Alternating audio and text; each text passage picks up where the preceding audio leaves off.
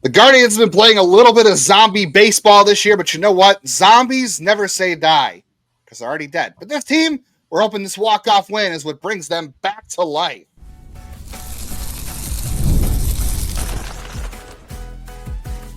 You are Locked On Guardians, your daily podcast on the Cleveland Guardians.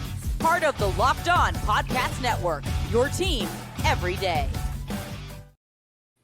Welcome on into another episode of Locked On Guardians. It is our favorite half hour of the day because we're talking about the Cleveland Guardians, and we do it every day here on the Locked On Podcast Network. We cover your team, the Cleveland Guardians, from the majors to the minors, the draft, and everything in between, including walk-off wins, which we'll talk about on today's show. I'm Justin Lada. I have been providing prospect analysis, scouting reports, among other analysis of the Guardians minor league system since 2007. I've also been here with my good friend and co-host Jeff Ellis since October of 2022, and the good times started rolling, and we're going to try to keep them rolling.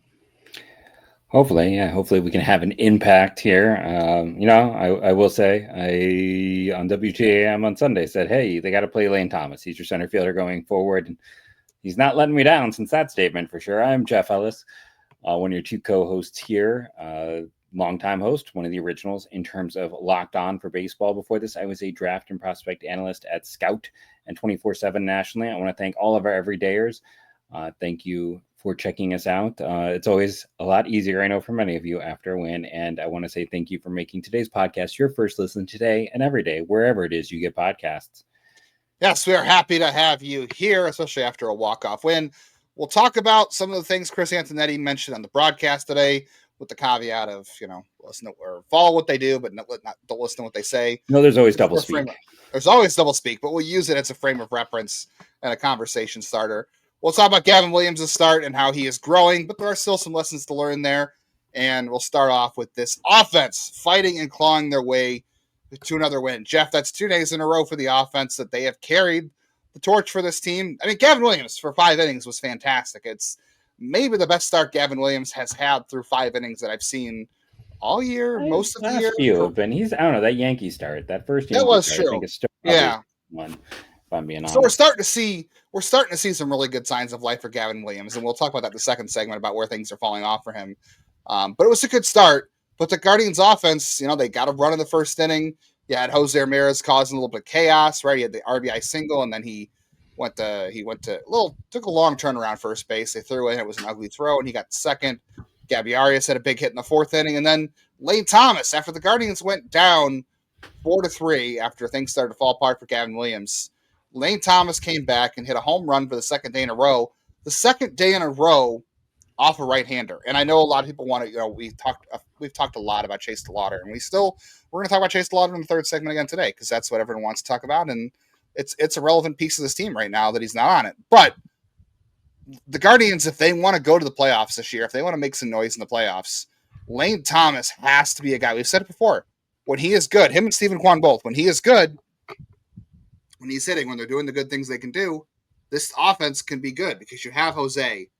If you pair that with Kwan and Lane Thomas being, who they are, who they're supposed to be, you've got enough pieces there where you can fill things in around, where you've got your Kyle Manzardos and your Daniel Steemans who can get hot and trying to figure out other pieces. But they need Lane Thomas to be an everyday regular. And the 2 home runs the last 2 days off righties, maybe it's wishful thinking, but it's something the Guardians need, whether we want to wish past it or not. The Guardians absolutely do need it. Yeah, and my whole thought on Lane Thomas, which I said on Sunday, if you got me on WTAM, is this is a guy who he's got ups, he's got downs. Don't get me wrong, but the last 4 years he's had 2 110 plus WRC pluses and a 99 and a 98. So last 4 years he has been league average playing every day. Now we know he has some pretty dramatic splits. He's much better against lefties, but he's mostly facing righties, so he's not terrible against righties if he's league average. And frankly, let's be honest, this was the worst center field position in baseball for a good chunk of this year. Your league average is a massive up play. And he was very important to this team. They don't win this division without Lane Thomas. Let's be honest. And then they don't make it to the ALCS without Lane Thomas.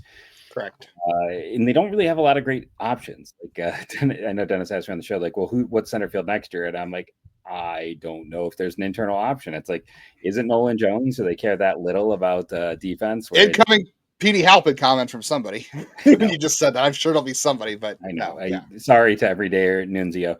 I just don't see that. But it's a situation they need him. And again, I don't expect him to hit 20 bombs this year, especially with his health issues and everything else. I don't expect him to like all of a sudden have a career year against righties, but just a bit more consistency. I mean, that's what this team needs. Second base, shortstop, right field, center field. Now, luckily, I would argue over the last 2 or 3 weeks, center field and right field have actually seen some consistency starting to arise, even to a lesser degree, second base. So, that's what's going to help this team. I've always said it's about elevating your floor sometimes more than just about it's because the gap between what center field was and what Lane Thomas is bigger than like if you were to get, let's say, an all-star first baseman. Like if they, let's say Josh Naylor was here, the gap between Naylor and Santana offensively is not as big as like that center field gap. It's trying to shrink those gaps, have as much improvement as you can versus what you have had. Lane Thomas, that's why they traded for him. They paid a decently hefty price. They traded a lot of interesting ceiling to get him. I know you and I aren't as high. Other people are. But, it was a recent second round pick who a lot of people really liked. It was a high ceiling infielder that you were a fan of.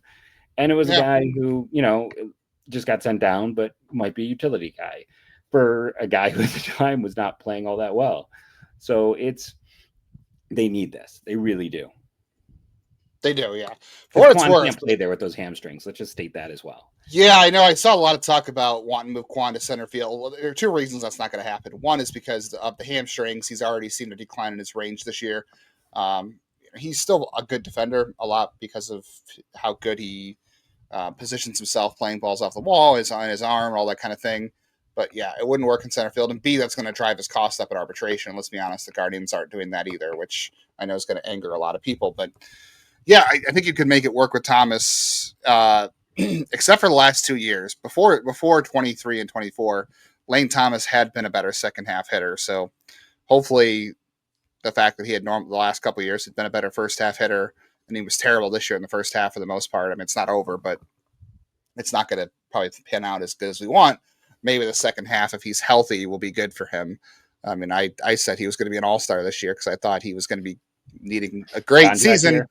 Going into a contract year, that didn't happen. Yeah, and I don't think he's going anywhere. He would have to really be worse than he is. I know a lot of people are going to look at the stat line overall and say, how could he be worse? And I'm like, well, you're taking into account that he played, on through some injuries before, and he's missed a lot of time, and that always messes people up. That's why we always get scared of those early season, preseason injuries, because those linger and guys try to play through it, and it's hard to play catch up all year. Last year as well, so it's 2 years in a row. Yeah, it's 2 years in a row. So yeah, durability is also a question for him too.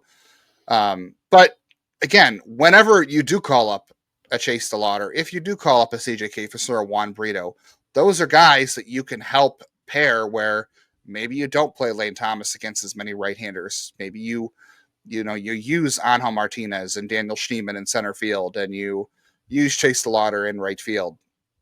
And you can find ways to platoon a little bit there. I know everyone's sick of platoons, but I got to tell you guys, if you want the kind of offense the Guardians are going to have, if you want the kind of offense that's going to make the playoffs, the Guardians have to find the right platoons. You're not going to, except for hopefully Chase DeLauter, hopefully, and it's not going to happen this year. This roster right now doesn't have everyday guys. They just don't. Okay. They don't have everyday guys except for Jose and Quan. Like everybody else, it really is a platoon issue. Bo doesn't hit lefties. Santana is split heavy. Catchers. They're weird. Yeah, it is. So everybody else, though, Martinez and Schneemann and Arias still has issues.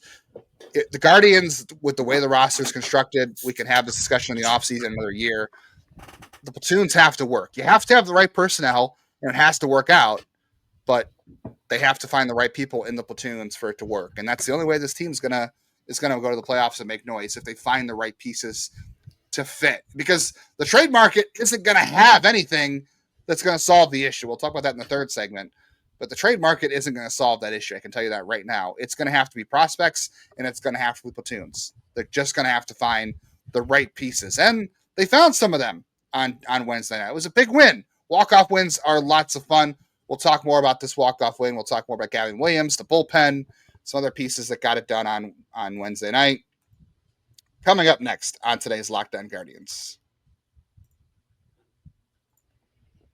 But first, we got to talk about the place for skilled traders, for skilled workers. Get the supplies you need from the site made for skilled trades. People who work in the trades.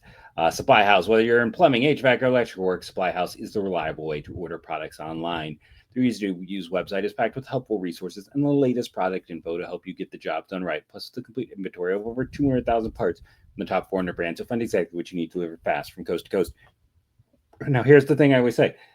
It's talking about, you may think, I'm not a skilled trader. Why would I need this? Because you can get anything there. It's not just for those people.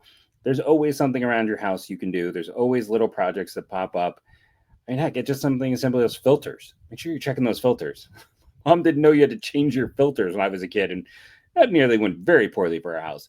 So anything you need, you can find at Supply House. Join the Trade Master program today at supplyhouse.com/TM and start ordering plumbing, HVAC, and electrical supplies with just a few clicks. Plus, use the promo code SH5 for 5% off your first order. That's supplyhouse.com.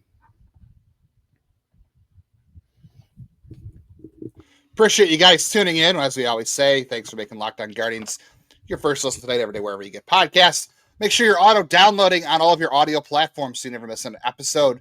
Make sure you're hitting the bell on YouTube so you never miss a reaction video, an episode, the bonus stuff, like anything we do extra, or the MLB Squad Show, those kind of things. Those are all coming on your feed.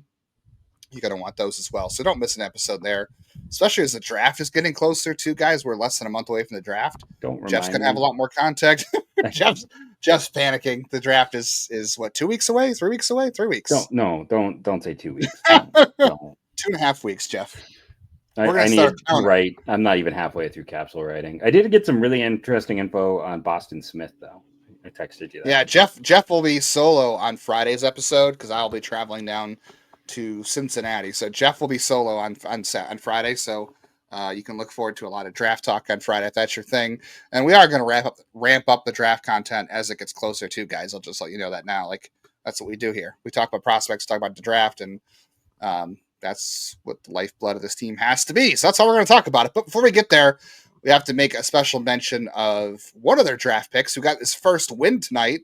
That was Nick Enright, Jeff, who know the story, right? Diagnosed with Hodgkin's lymphoma, beat that. He's beating it right now, or he's still, Zach had a great piece about how he still was going through the final stages of treatment. And he also was a Rule 5 pick of Miami who didn't make it. Guy has been because he got the like we hated when he got to him, Miami. But that's when the diagnosis happened. And we knew that he was going to get taken. Like, he was such a, day 3 kid who made right, no pun intended there. And then, had the diagnosis, and,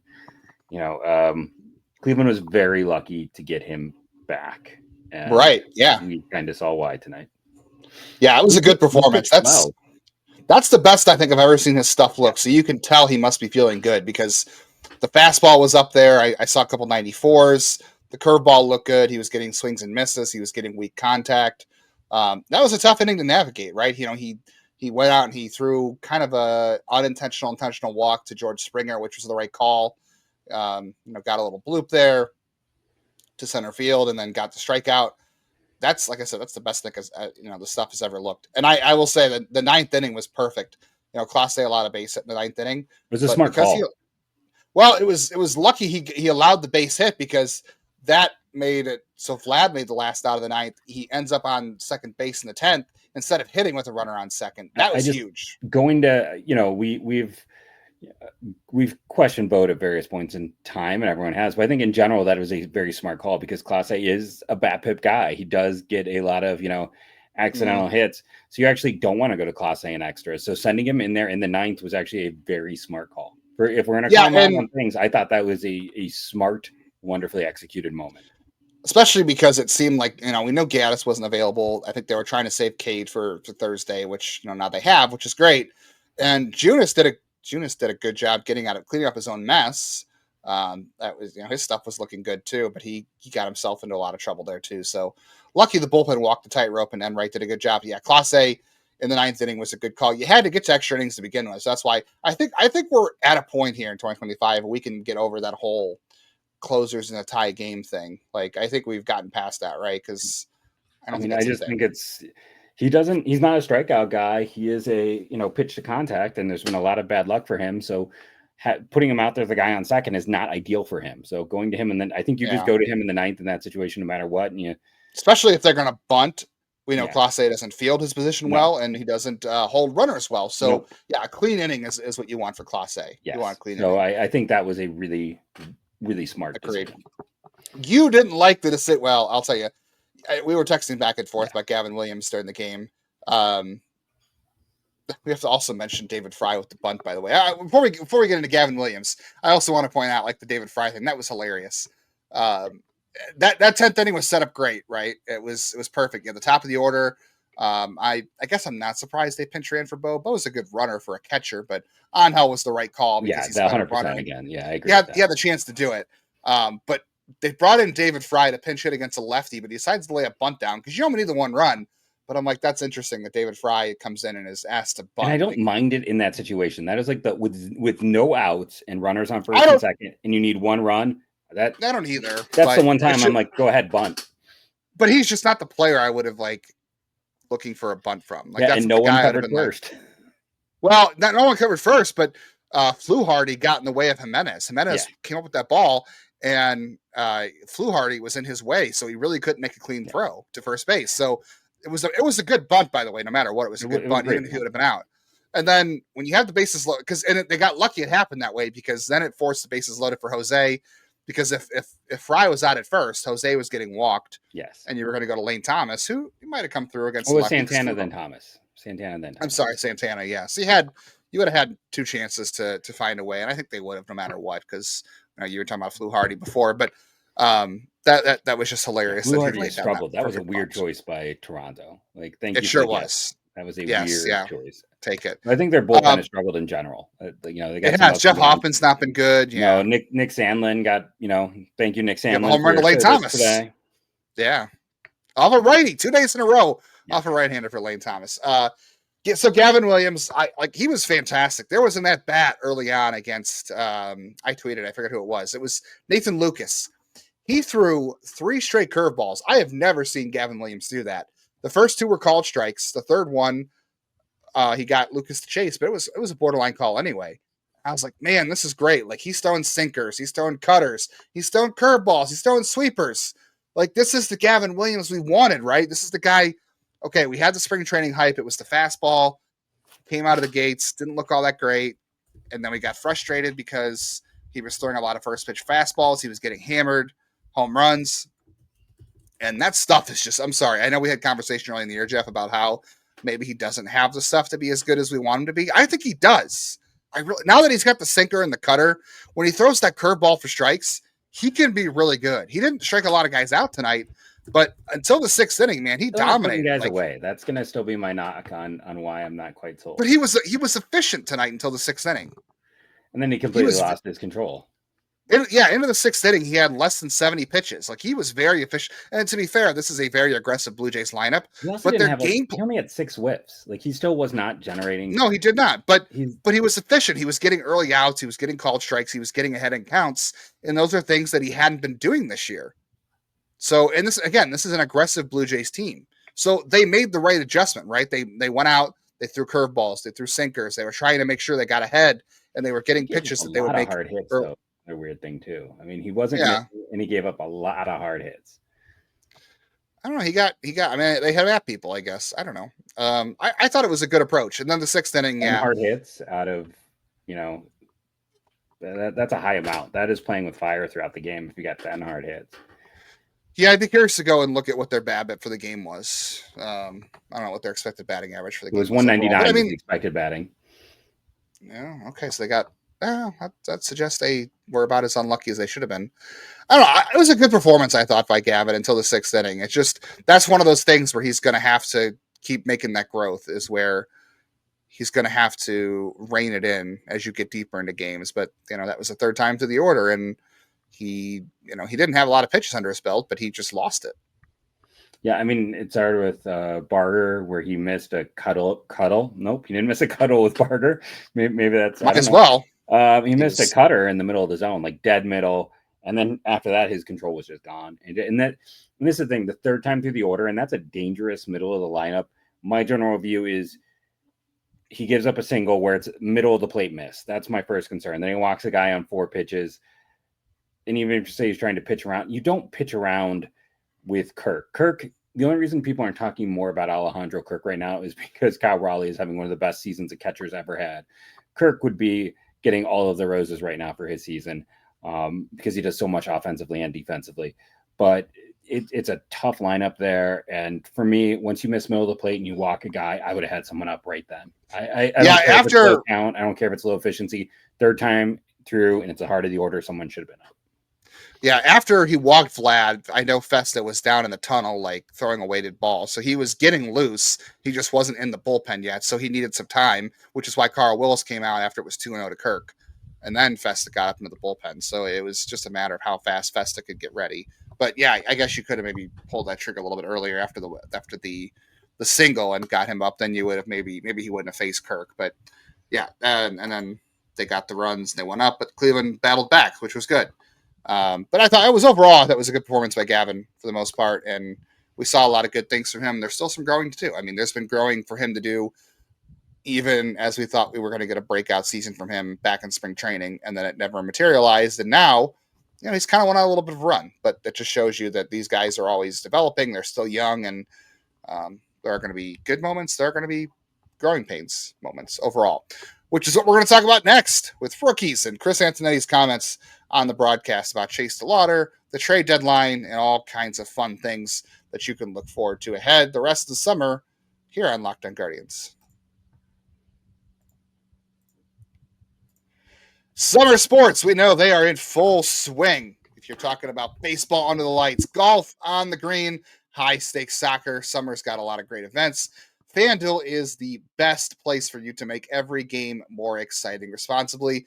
You're already following the action, so let's make it a little bit more thrilling, right? FanDuel gets you in on the game while your friends are getting sunburned at the beach. So they're going out there and exposing themselves and putting themselves in harm's way, and you could be making some money with FanDuel.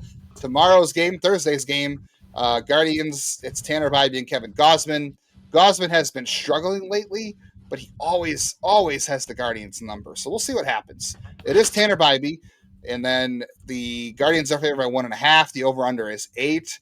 I'm going to take the over just because Gausman has been struggling, and this is a good Toronto lineup, and the Guardians' offense actually has been hitting. So I'm going to say this will go over the 8. I'll take the Guardians. This is an important series for them to win. We'll talk about that next. But if you're new to FanDuel, new customers can bet just $5 and get $150 in bonus bets. If your first bet wins, open the FanDuel app today or visit FanDuel.com to get started.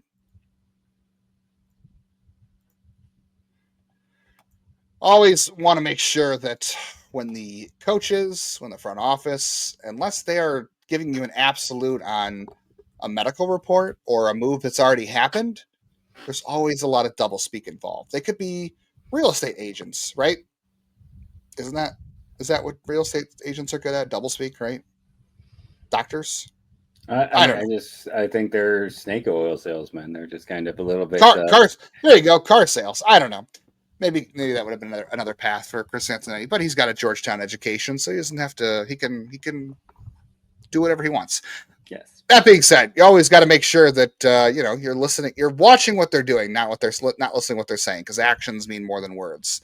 And he could say anything he wants, but I thought there were some interesting things he said during the broadcast, and continued to go with our suspicions that the Chase DeLauter thing. You brought up a good point yesterday that with Andrew Walters, we kept saying, well, he hasn't pitched back-to-back days in the minors, and are they going to call him up before he does that at least once? Well, it didn't matter. They did it. And then he did it back-to-back on the first day, on the first time in the majors. Chase DeLauter hasn't played 4 games in a row all season. Chris Anthony did bring that up during the broadcast of Wednesday night's game. And they talked about how, well, we want to get him acclimated to playing 5 or 6 days a week before calling him up. And I 100% believe that. I know some people are out there saying, well, I don't believe that's the reason. I do think that's the reason, because it's not about his talent. It's not about his skill. It's not about the tools. It's not about the results. I think he's doing everything in his power to be ready for the major leagues. The only thing I can tell you about Chase DeLauter that he hasn't done in the minors is he hasn't faced elite velocity. I was looking up today, Jeff. Chase DeLauter has only seen 6 pitches this year that were 94 miles an hour or harder at AAA.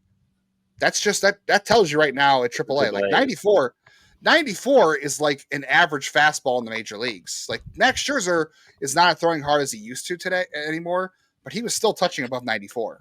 Yeah. You're just not seeing that in AAA.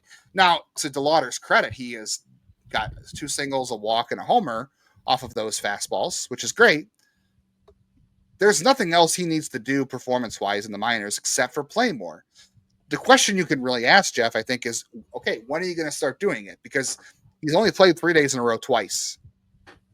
So he hasn't even done 4 days a week. And then Antonetti is saying, well, we got to get him used to playing 5 and 6 days a week. Well, okay. A, do you really need to do that if you're going to platoon him? B, you also have to show that you're going to do it in the minors. Like, you can't sit there and say, well, we want to get him used to playing 5 or 6 days a week, and then he's only playing 3 days a week.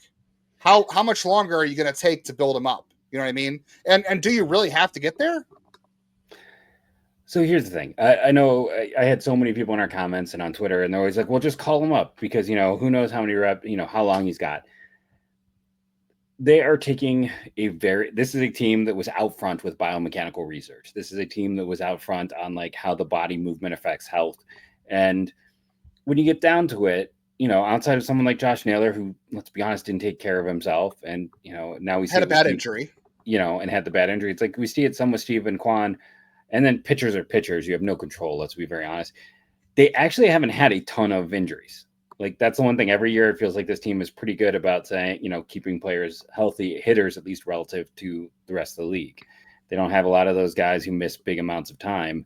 Not the White Sox, not a lot of soft tissue injuries. No, outside of like freak things. And I know people are out there screaming about Bazzana, but that's near here or there. It was a freak thing. It was a freak thing. But they're very good at knowing like how to help build up strength and how to maybe help someone. Like, here's the thing. Chase DeLauter is a fantastic prospect. I was, for everyone who's saying I'm a hater, I'm like, I gave him an A on draft day. I've been a fan of his for a while. I knew about him before, you even knew he existed. So with him, it's always been about health first and foremost. And you don't want him to be, ceiling wise of a Byron Buxton, but you don't want him to be like Byron Buxton's on pace for only to play 140 games for the second time in his career. Like, you don't want him to be someone who you're only getting 80 to 90 games from a year. And they're trying to build up his strength right now. And that stuff matters just like it matters for pitchers, especially when it's a guy who just doesn't play because he's had health. They're not going to rush him so he can come up here and then face velocity for the first time in his life and face movement like he's never seen in his life. They want so then he can immediately like get hurt. There is a plan in place. And for everyone who wants to sit there and scream about the front office all the time and all of their failures, it's like, they helped Josh Naylor develop after Josh Naylor was a guy who'd been traded twice after once stabbing a teammate in the minor leagues. Yes, that is a true story. That's why the Marlins shipped him out after he stabbed Stone Garrett playing around. And then he was a failed prospect with the Padres who could not break in. The Padres gave up on Josh Naylor and Ty France because they needed a first baseman and neither guy was able to perform. That's the problem when you're trying to develop on the run. Naylor first base is still a problem for them. They signed Eric Hosmer. Gavin Sheets has been okay for them this year. But, like Cleveland is doing what they can, and you don't win and make the playoffs basically 10 years running outside of one up and down by being a bad organization who fails at everything.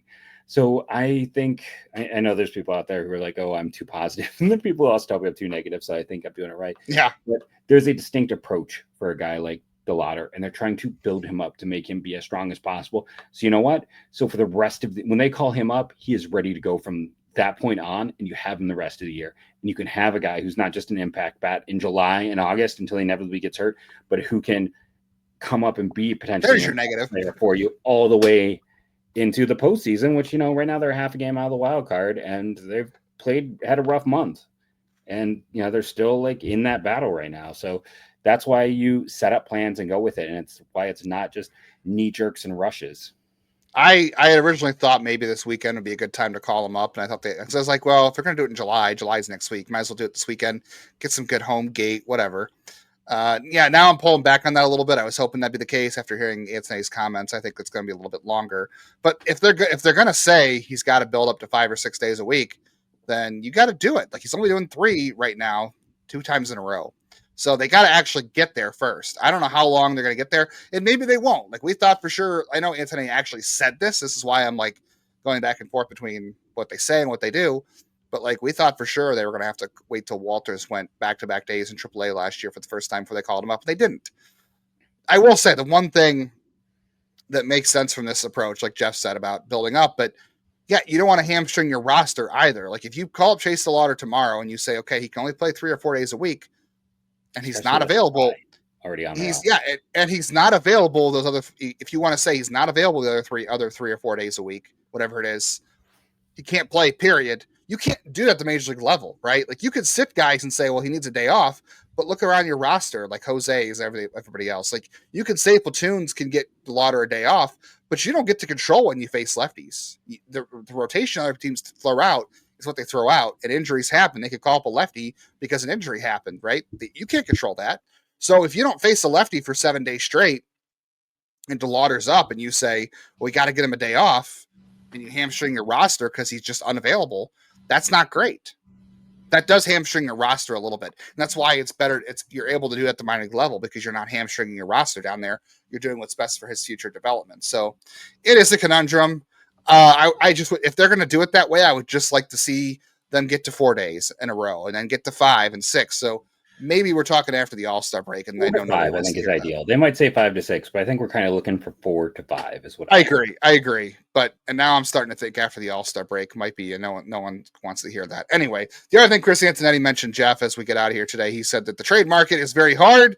He said we're having a lot of conversations. Doesn't mean deals are going to get done, because he mentioned that, and he also did acknowledge, by the way, Jeff, that the gap between AAA and the majors is as big as it's ever been. Yeah. So they recognize it too, but also the trade market. They said a lot of teams are in the middle. They don't know if they're buying or selling, and a lot of teams they're competing. Yes, so I don't see the trade market as where you're going to go out and find an answer in the outfield or somewhere else. It's going to have to be Juan Brito, and he mentioned Juan Brito. He had a great day in Columbus on Wednesday, coming back for the first time. It's going to have to be DeLauter, Kafis. I don't know. We'll see. It's going to have to be internal. Maybe you make 1 move, maybe make 2 moves. They're small. I don't know.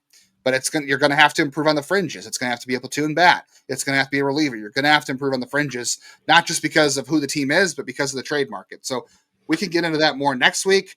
Maybe Jeff can address it more on tomorrow's show. I'll bring up a name tomorrow. Yeah, Jeff will bring up a name tomorrow.